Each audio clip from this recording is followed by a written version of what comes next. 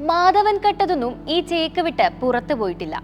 ഉറുമ്പുകൾ ഉറങ്ങാറില്ല എന്ന സിനിമയിലെ കേളുവാശാന്റെ മോഷണതന്ത്രങ്ങളും തസ്കരവീര ചരിത്രവും ആസിഫ് അലിയുടെ കൂമനുമെല്ലാം വിവാദ തരത്തിലുള്ള കള്ളന്മാരുടെ കഥ പറഞ്ഞു.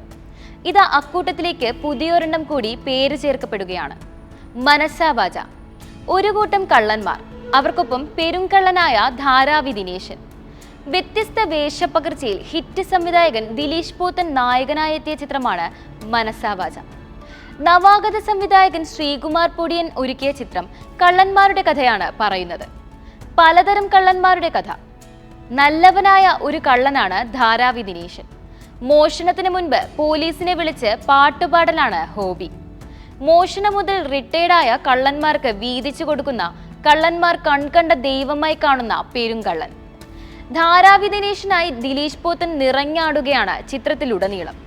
മുംബൈയിലെ ധാരാവിയിൽ നിന്ന് സ്വന്തം നാട്ടിലേക്ക് ധാരാവി ദിനേശൻ എത്തുന്നതിൽ നിന്നാണ് ചിത്രം ആരംഭിക്കുന്നത്. തന്റെ അമ്മയുടെ അവസാനത്തെ ആഗ്രഹം നടത്തിക്കൊടുക്കുകയാണ് ദിനേശന്റെ ലക്ഷ്യം.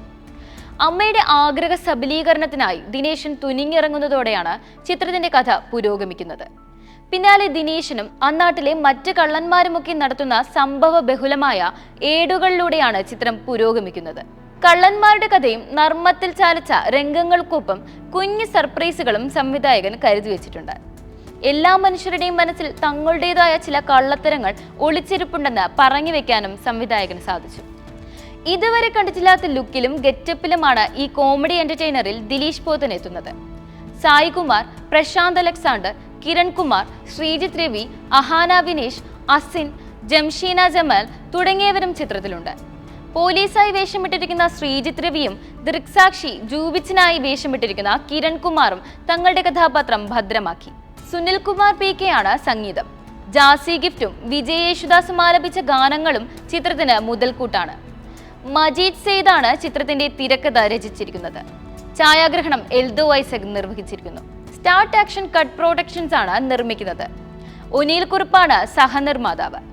ഇമോഷണലായും കോമഡിയായും പകയായും കക്കുന്ന ഒരുപാട് കള്ളന്മാരെ മലയാള സിനിമ കണ്ടതാണ്. ഇത് നല്ലവനായ ഒരു കള്ളന്റെ കഥയാണ് ഇനി പ്രേക്ഷകരുടെ മുന്നിലേക്ക് വരുന്നത്. ഈ കള്ളൻ ചിരിപ്പിക്കുമോ ചിന്തിപ്പിക്കുമോ എന്ന് കണ്ടറിയാം.